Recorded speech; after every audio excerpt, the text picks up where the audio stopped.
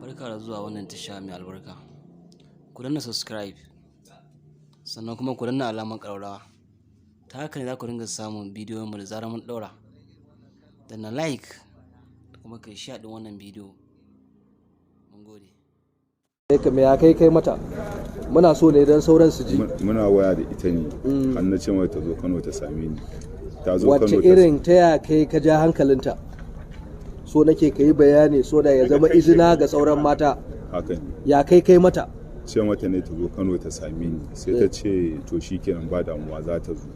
Da ta zo sai na yi mata kwatancen hotel din sai ta zo ta same ni. Da ta zo ta kwana da safe za ta shiga wanka. Sai na ɗauki wayan sai na tafi da shi.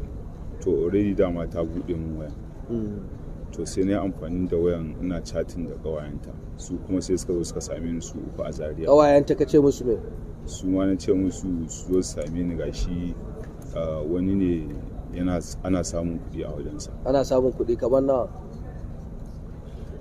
Ban gaya musu ko nawa ne, na dai gaya musu dai ana samun kuɗi. Ana samun kuɗi. Kuma kowace da ta zo kai mata me? Ka kwashe mata waya?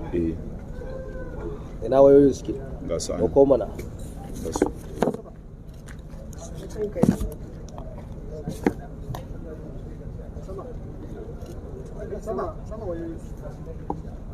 Su ne? Su ne. Sun ce ka kwashe musu kuɗi. Daya ta ce har da air da menene bluetooth da sauran kayayyakinta. Ban ɗaukan mata ba. Nawa ka ɗauka a cikin kuɗin? 2,500. Ka ɗauka? Ta ce kuɗinta 18,000. Ban ɗaukan mata ba. To me yasa kake haka? Sana'ar me kake yi? Kafinta. Kafinta. Amma ka ce musu kai sanata ne? Babu wacce na cewa haka. Me ka ce musu? Cewa kai ɗan kasuwa ne? An ce ka tura hotonka ko? Irin wannan shigar kai ko kuma wata daban ce kamar wani mai kuɗi? Ai ba a haka nake ba, anan ne na koma haka. To a hoton ya kake?